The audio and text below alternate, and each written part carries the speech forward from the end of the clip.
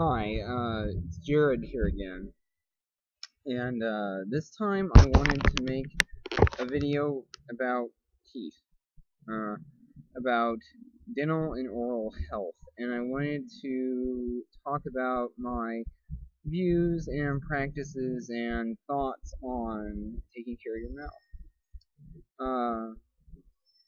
I would like to think that it is probably common parlance by now in sort of the health-oriented circles that there certainly exists a significant association between oral and systemic health. There are lots of well-done studies, for instance, associating gum disease with things like heart disease and obesity, or like this finding of karyogenic bacteria in atherosclerotic plaques. Um, or also interesting, I think, is this discovery that almost everyone with rheumatoid arthritis is producing antibodies to citrulline. In fact, this citrulinated immune response seems to be uh, a really important event in the pathogenesis of rheumatoid arthritis. And I know people who I have anecdotal accounts of people who have basically cured their rheumatoid arthritis by curing their gum disease. And Also, I think another thing that's real interesting is this association between uh, various health outcomes in elderly populations and like the number of teeth they've got left, or their ability to chew food, for instance. Uh, and so, yeah, I think and also, if you just talk to like a vet or something like that, talk to any veterinarian and ask them what happens when oral disease goes unchecked. It'll spread to all kinds of other organs and tissues and it'll hit hard and badly. Uh, and I think all of this together should have people, not just people in the CR community, but people who are generally interested in living longer and better, uh, very motivated to maintain a high degree of oral health. Um, and I'm going to share with you some observations and some strategies that have served me very well and informed my current practices here. Um, First, I want to take a moment to talk about sort of my views on modern dentistry. Uh, Pretty simply, I have a lot of reservations about it. Don't get me wrong, there are some good dentists out there, and I'm very grateful for the good dentists that I have interacted with. Um, However, by and large, my experience in discussing treating dental and oral health issues through sort of natural or alternative means, or even just any means that doesn't involve a dentist, with dentists and with other people who have had similar experiences, has really revealed to me what appears to be actually just a large degree of corruption in the profession. And if you doubt the credulity of that, there's a really good PBS documentary called Dollars and Dentists that I recommend, and I urge you to go and look at and go see for yourself, because it certainly was very eye-opening to me. Uh, uh, I think they also do a lot of unnecessary and expensive work on people's mouths. And I think I think it's interesting that the preventative advice they give to people has not really changed a whole lot in over 50 years, despite all kinds of advances in our understanding of the disease process of different oral diseases. And another frustrating aspect to me about modern dentistry is uh, the how insulated they are from any sort of uh, outside competition. I mean, uh, there are holistic dentists out there who do a good job, but so much of it. I mean, like if you go on like Science Daily and you run a search for like they've got you'll find all for dental anything. You'll find all sorts of cutting edge technology like ultrasonic tooth regrowth or plaque or dental films that remineralize your teeth and all sorts of interesting cool stuff.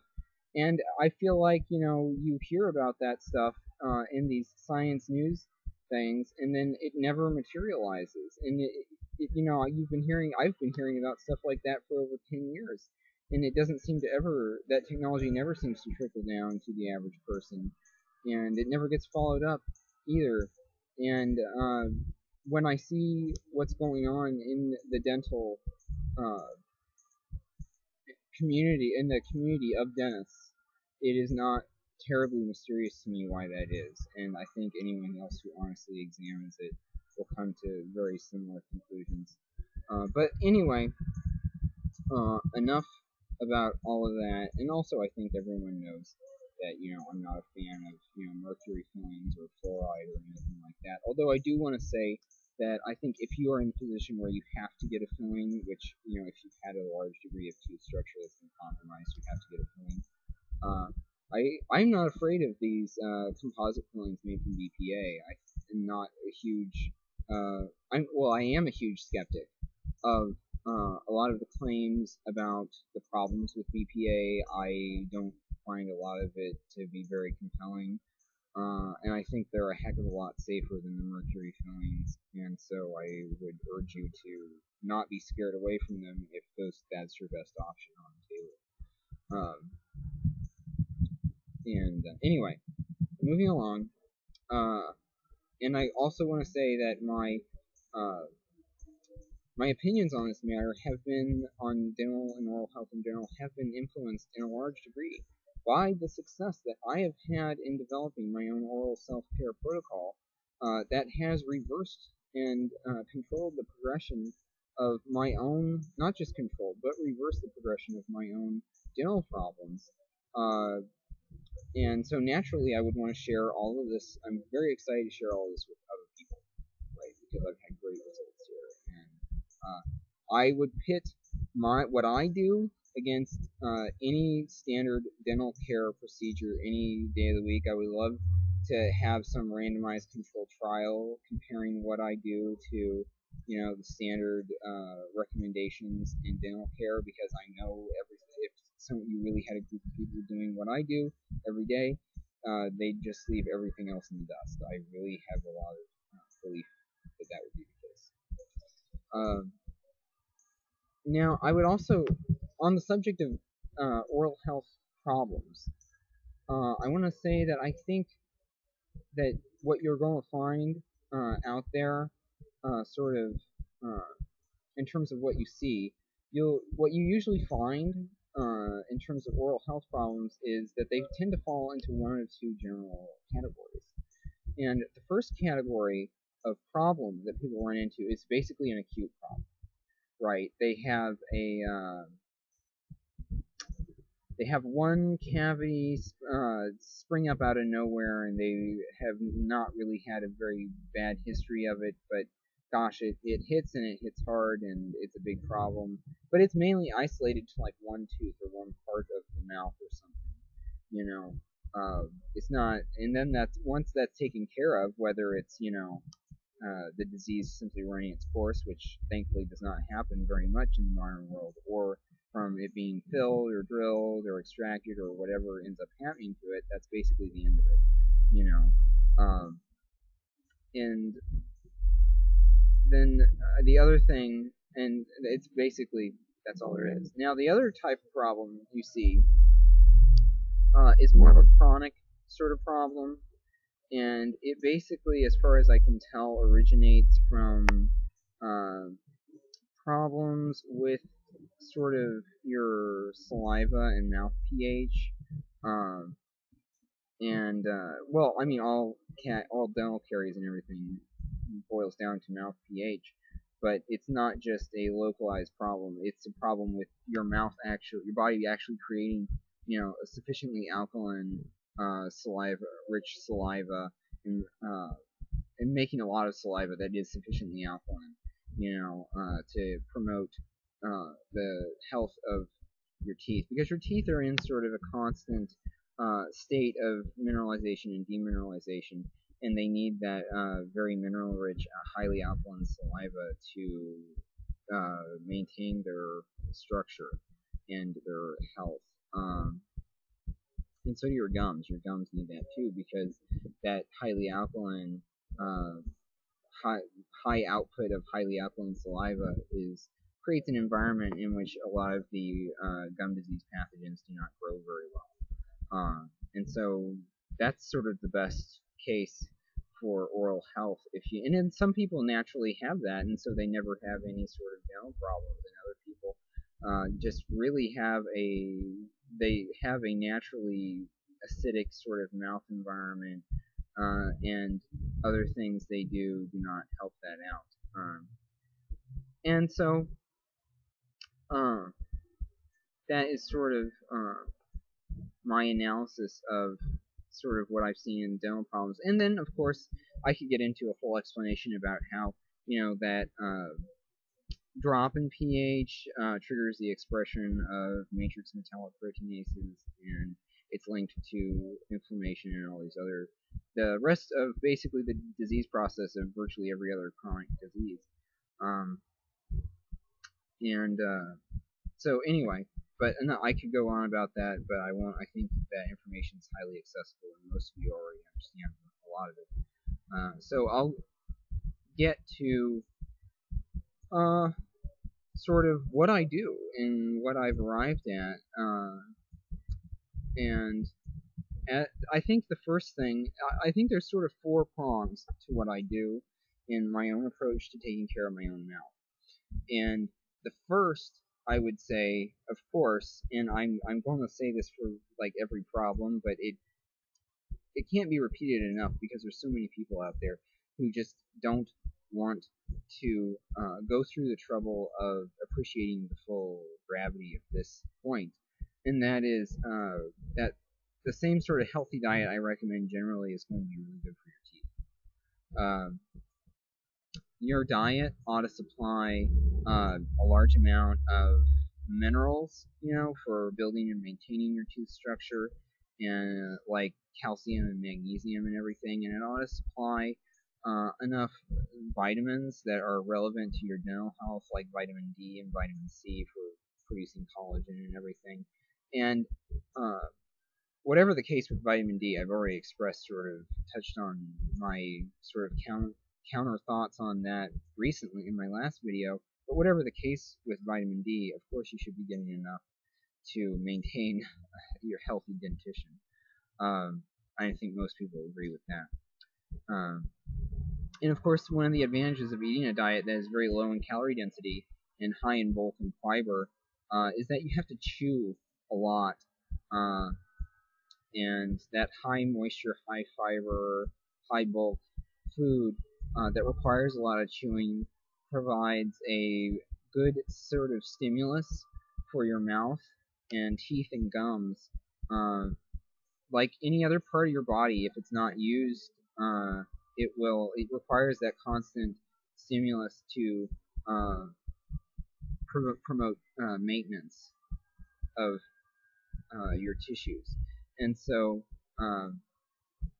like any other part of your body, if you don't use it, it will atrophy and not be your friend anymore. And so, yeah, all the normal rules for healthy eating still apply, basically, and of course polyphenols are correlated highly with, oral and dental health, because for the same reason that they're correlated with a lot of health outcomes in other parts of your body, why they're good for other parts of your body, which is because they stimulate or they inhibit the expression of these matrix metalloproteinases that cause basically huge systemic problems all over. Next, I also want to say that moving along, besides, sort of the normal rules of healthy eating, I want to say that I've certainly had the opportunity to experiment with a wide variety of dentifrices and different things to brush your teeth with. Uh, and I really have found the most effective thing for cleaning your teeth, as much as people don't want to hear it, and as much as it's sort of the worst answer people would ever want to hear, uh, is plain old soap. Uh, I know it's a terrible answer, but it's true. Um, and the reason for this is that basically the surfactants, which are palatable enough to be marketed as toothpaste, really are pretty terrible surfactants. They don't really do a good job of breaking up everything they need to break up and cleaning things generally. Whereas what people seem to expect from a soap, as far as the things that would be safe to put in your mouth at least, uh, the things that people expect from a soap are much more powerful surfactants that really do a great job of powering away any sort of resins or stains or anything that might be on your teeth, and they'll really get your teeth clean. The only provision that I want to point out that first I want to say any soap will work, really, in my experience. My only provision there is that I don't want you to use something that contains glycerin, because in my experience it can sort of coat your teeth, and it is a problematic thing. You don't want to have that on your teeth. It really sticks there and it's unpleasant, which interestingly most commercial toothpaste contains glycerin, and it's not very good in my opinion for that and other reasons. Um, and the other thing that your soap that you're using in your mouth shouldn't contain is it shouldn't contain like any citric acid or any acids that are added to it to sort of buffer that solution and make it easier to froth up and lather, which of course people like, so it's sort of a conditioning agent, right? Um, and I also even have a fun anecdote from a guy who was a British trained medical assistant back in the early 60s. And he says they had this formula that they used in his practice for killing gingivitis. That was basically to mix 1 ounce of plain green liquid soap like Dawn or something with 10 ounces of hydrogen peroxide. And he said that this mixture was just freaking amazingly effective at killing that gingival bacteria and restoring dental health in basically every patient they tried it on. In fact, it usually only took as little as 2 weeks of daily use of that formula to really produce fantastically amazing results with his patients. It worked every time. And he says he had he actually had a Yorkshire Terrier who was set to be a show dog and had qualified for Eukanuba and Westminster Kennel and all sorts of dog shows. And this dog was just stricken with horrific gum disease that the vet told him that basically all the lower teeth in this dog's mouth would need to be pulled in order to save the dog's life and stop the bacteria from spreading all over his body. And he decided to mix, as a last-ditch effort, he decided to mix up a batch of his formula and use it on this dog.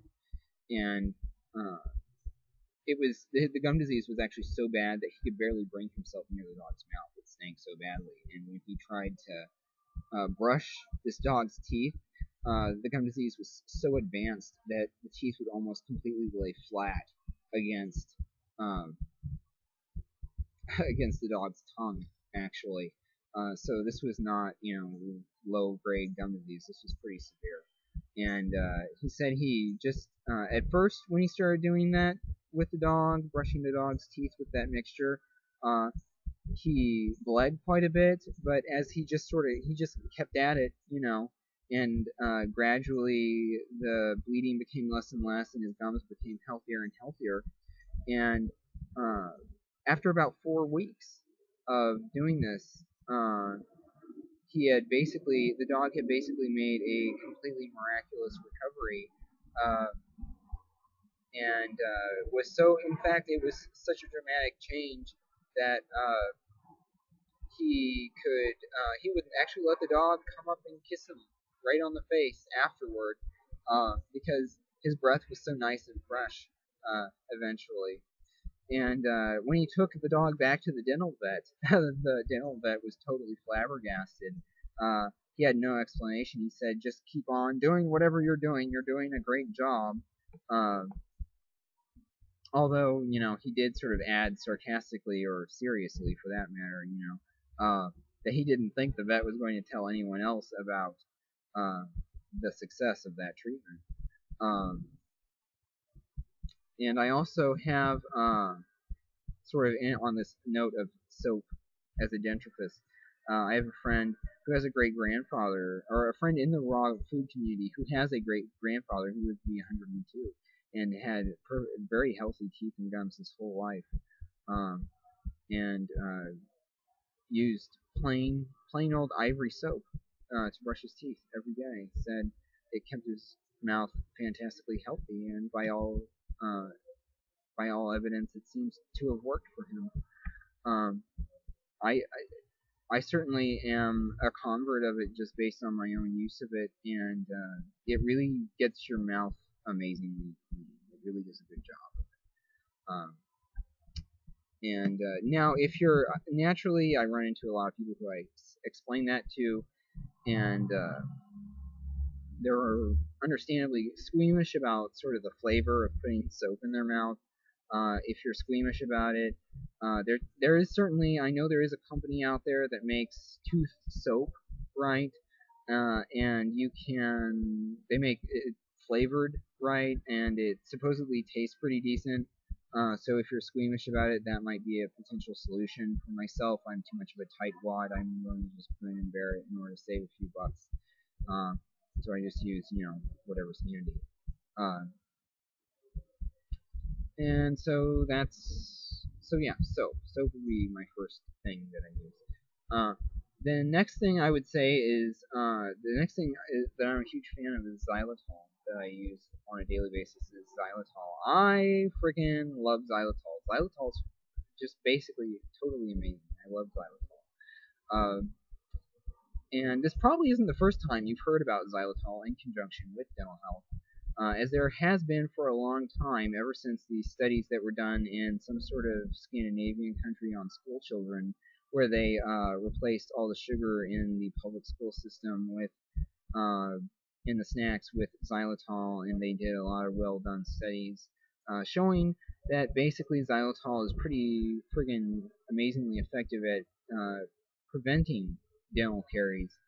Um, but what got me taking xylitol a lot more seriously is the work of this German dentist, Dr. Ulrich Brun, who has been reporting some pretty fascinating and astounding results from just applying straight xylitol sugar straight from the bag, basically, directly to the teeth of his patients, either as a rinse or like a toothbrushing dentifrice or something like that. Uh, and yeah, he's got some pretty amazing results here, or that he reports. He says periodontal disease and gingivitis is just totally gone. Even anecdotal results of loose teeth becoming firmly set again, which we don't have any physiological explanation for how that would be possible. So that was a pretty fascinating thing right there.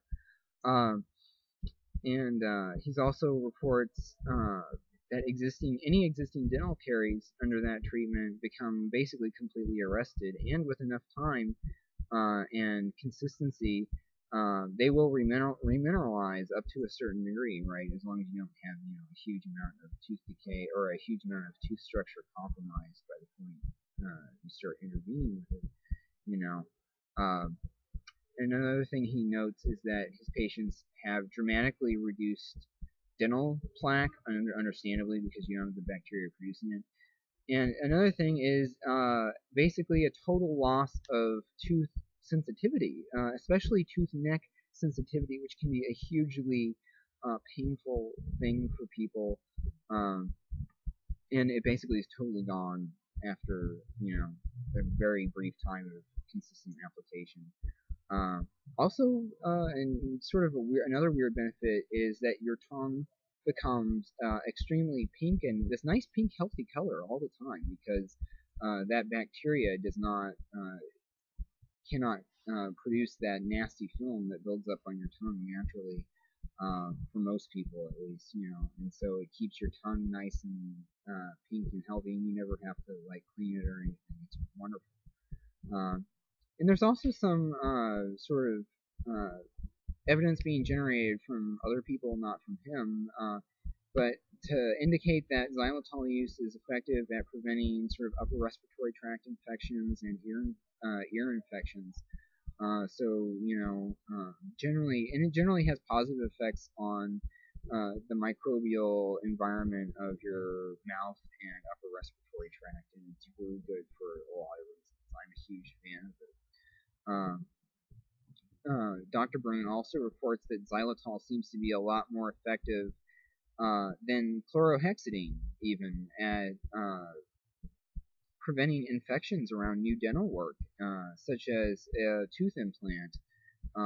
And there is currently a university in China that is trying to replicate his results. So yeah, xylitol is hugely exciting stuff. I recommend everyone to try it out. Out of virtually everything I have to offer here, I would say that xylitol is probably the most promising thing, and it's probably the closest thing to a magic bullet of sorts that I've come across.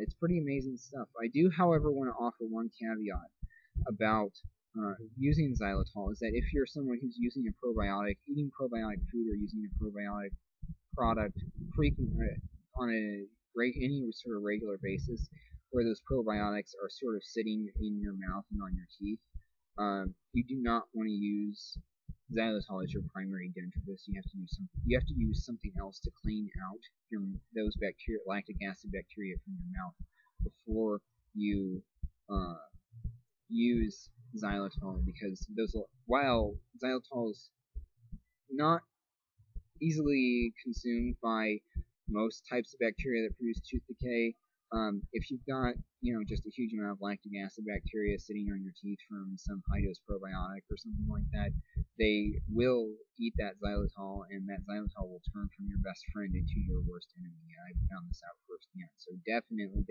clean your mouth out with something and get those lactic acid bacteria and probiotic bacteria out of your mouth before you do a xylitol treatment. Otherwise, it'll be totally counterproductive, and you'll actually wind up in a world of pain. So there's my only caveat there. Otherwise, it's freaking amazing, wonderful stuff, and I recommend everyone use it. And the last thing I have to offer here, besides those two things, is this observation about supplemental MK4 in teeth. I am pretty sure at this point that the benefits I previously mentioned to supplemental MK4, as far as your teeth and mouth, are not something out of my imagination. I found several other people reporting the same or similar effects. I've also run into people with conditions like blocked salivary ducts who claim that MK4 has really made a big difference for them. And so it would seem that it has an effect on your saliva secretion and saliva alkalinity, like I mentioned earlier. And that's how it has its effects. Although I'm still, like I said, I'm still trying to figure it out because it's a pretty recent discovery to me. Not sure quite what to make of it. And there's a lot of other minor things like oil pulling and baking soda rinses that I haven't really given a fair trial, but sound like they may make a difference. I haven't really made up my mind on them yet. But they're certainly worth a try, and if anyone tries those things out, I would be very excited, to hear the results of that, because every data point matters, of course. And this is just basically my own N=1, of course. And so yeah, basically that is what I do every day to take care of my own teeth, and what I want others to try and give me feedback on, because either all or part of this protocol because I feel I have witnessed it makes such a huge difference in my own mouth and oral health. Um, and I love my mouth now. I love the fact that I'm basically have gone from having a mouth that is full of problems to having a mouth that's free of problems. I feel like I have a new mouth, and I have literally zero doubt that what I currently do is save me thousands of dollars at least on uh, dental work that would be very expensive and painful. And so that's basically all I have to say about this issue. And let me know what you think.